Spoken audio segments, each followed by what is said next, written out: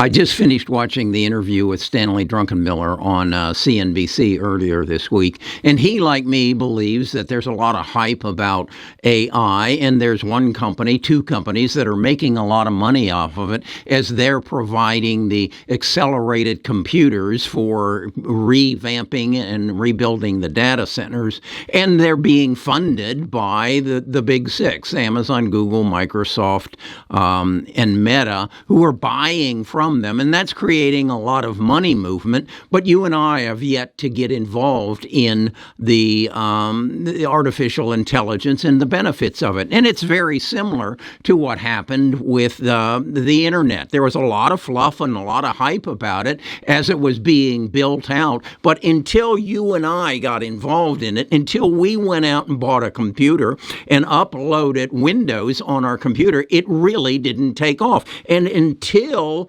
Google showed up and Amazon showed up and Facebook showed up to deliver the internet to us, it really didn't take off. Well, that's exactly where we are now. And then you add to it that it's all being driven by one semiconductor company and one semiconductor foundry and one company who puts the boxes together that goes into the data centers. And then there's the company that makes the cooling systems. They're all doing well. But the rest aren't, because the rest are dealing with inflation and higher interest rates, and you're not buying EVs, and you're not buying phones, and you're not buying a new refrigerator or a new microwave, because prices are up, inflation's up, interest rates are up. So we're in a position for those who recognize this has happened before, but there is an opportunity in the front.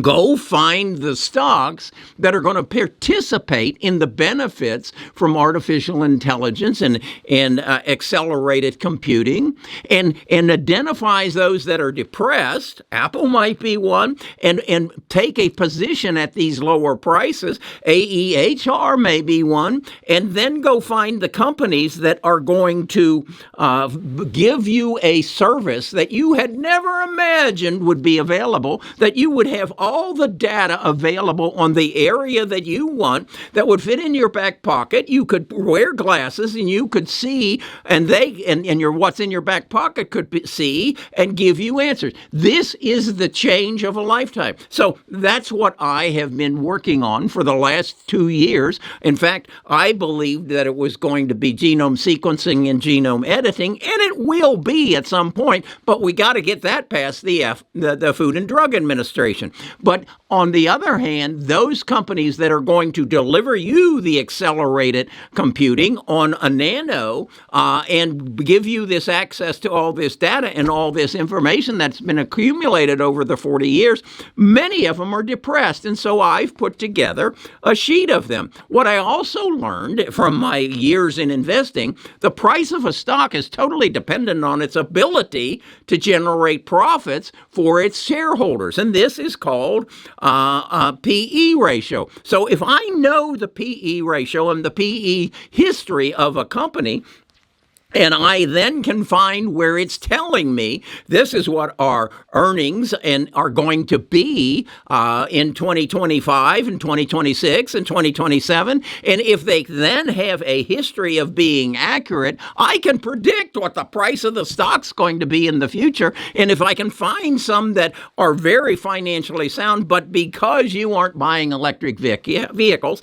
and phones and toasters and refrigerators, because you aren't spending that money, because AI has not reached the consumer yet, much as when the internet didn't reach the consumer and all that hype went, we had a dot-com bubble. Well, that's what we're going through right now. The AI hype drove the prices higher, but it hasn't been delivered to me yet. They have not given me a reason to buy a new phone.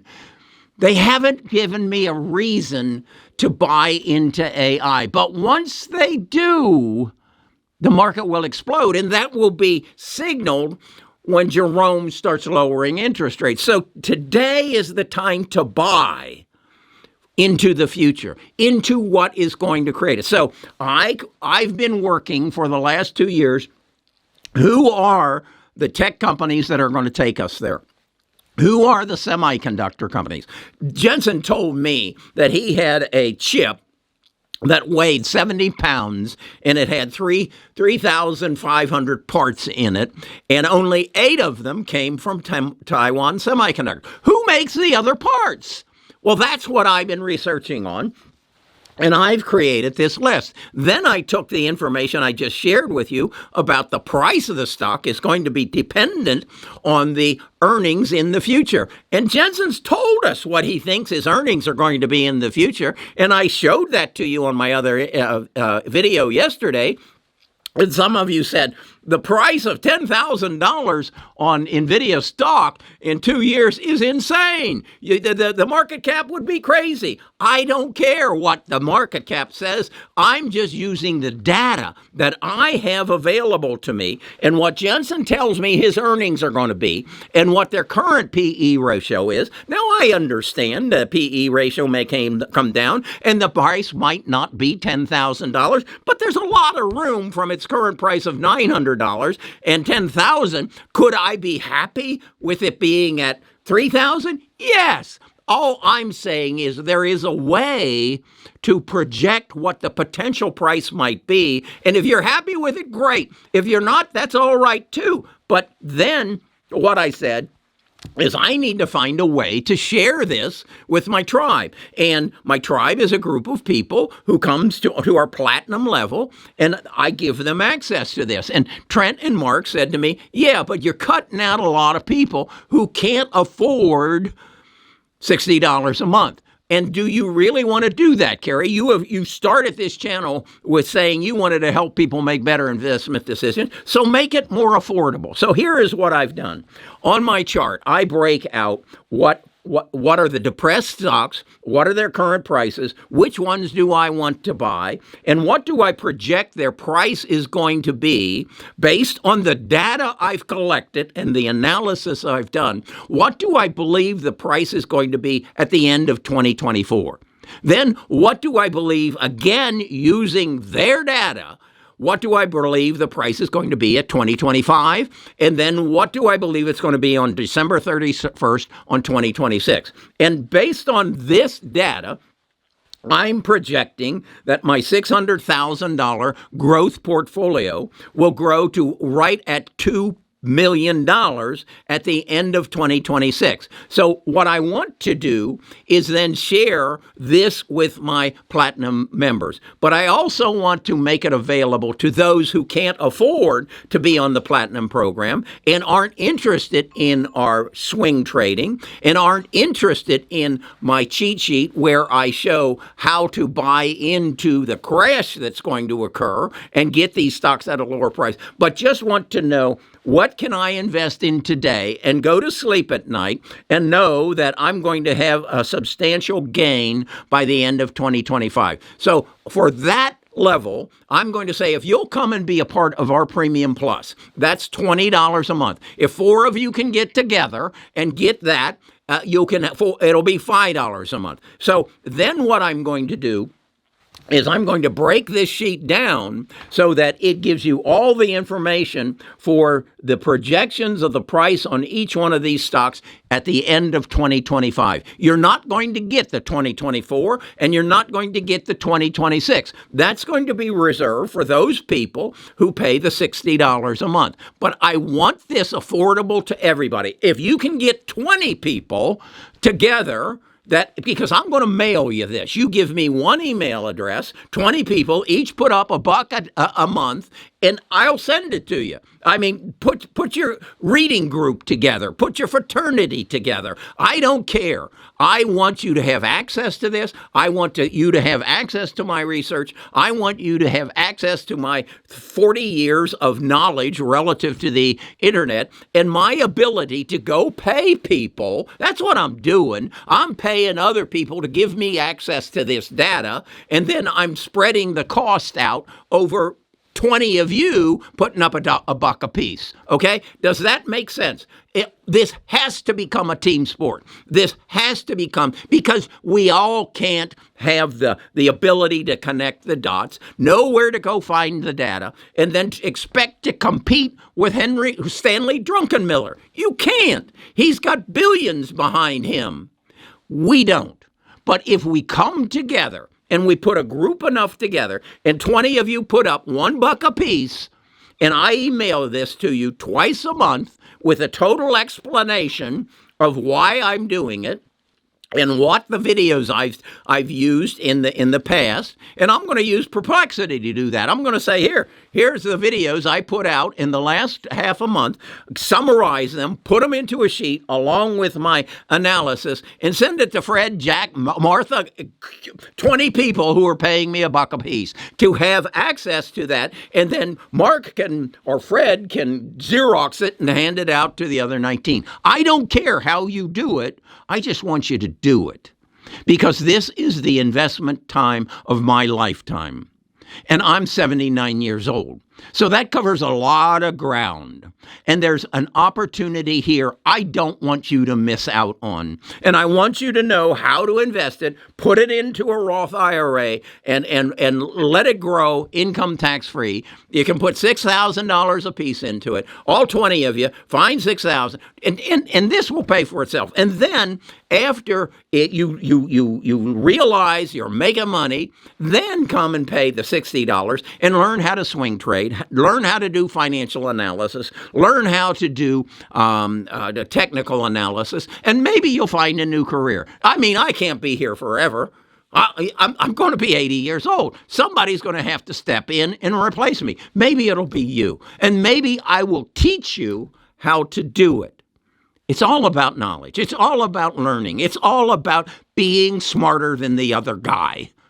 Okay? If you'll do that, you can exceed and excel. It's all about knowledge. If you haven't figured that out yet, if you haven't figured out why a neurosurgeon makes more than a line worker at Volkswagen who just voted themselves out of a job by going union, because now the union's going to replace them all by robots.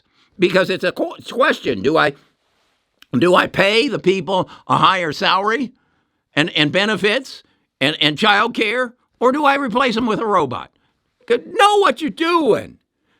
Gather some knowledge. Become smarter about what you do. And the beauty of it is, because of computing and the fact that all this data has gathered, you now will have access to it. I told you, you're going to carry a nano in your back pocket, and you're going to say, I want to be knowledgeable in this subject. Put all the knowledge in the world in my back pocket. Put earbuds in my ears. Give me glasses so that my back pocket can see what I can see. And let me ask it questions. And it'll give you answers. Go to Perplexity. And it's free at this point. Ask it a question. It'll give you an answer. Now, imagine that's in your back pocket, okay? And as you walk through your life and you have questions, you ask those questions. The Perplexity sees what you see, and it doesn't type out the answers. It puts them in your ear. And then you ask a follow-up question, and then you ask a follow-up question. I just had to replace the battery in my wife's Porsche. If I would have had something in my ears and see the problems I had with that bolt that had been there for the last 15 years, and I couldn't get the damn thing out, if I could have asked a question, that auto expert would have said, take your socket wrench, put it on there, and then put a pipe on the end of your socket wrench, step 2 feet out, and the bolt will turn. No, I didn't have that. But I figured it out. That's the world we're going to have. Anything you want to know will be in your back pocket. And the voice will be in you'll even be able to determine whose voice it is. This is where we're at. I have selected, of my 40 stocks, 34 of them that I want to allocate my money to. That's the other thing this sheet will show you. It will give you the ability to say, okay, this stock's going to give me over the next 2 years, going to give me an 18% return. This one's going to give me 189% return. How much of my money do I want into each of those? Now, at the end of 2 years, what is that portfolio going to be worth? What is my return going to be? It's going to be 57% overall because I loaded it heavily on the stock that's going to give me 189% return and just kept a bit of the one that's going to give me 18% return. That's how you manage your money. I got a question from David today. How do I manage my money for my retirement and avoid losses? You will never avoid losses. You just maximize your gains. And when you see the loss, you get out. You take your cut and go put your money where it will grow. And if you will stick to watching the data and analyzing that data, and if you don't have time to do it, let me do it for you. Get on the bus and become a smarter investor. And with time, you'll learn to do this for yourself. And then guess what? You can teach your kids to do it. You can teach your grandchildren to do it. And they will never have to depend on anybody other than their own mind to make a living. Okay? And when I say their own mind, they got to get rid of that unwanted roommate that right now is saying in your head, I can't do that. He's full of baloney. There's no way that, yes, there is. There are people in this world who are making billions of dollars doing this. And I would ask you one question. Why aren't you one of them? Because you didn't take the time to learn. You couldn't put together 20 people to give $1 a month to get access to the data that's available to me and you. I'm willing to pay for it. Let's discuss this further in the future.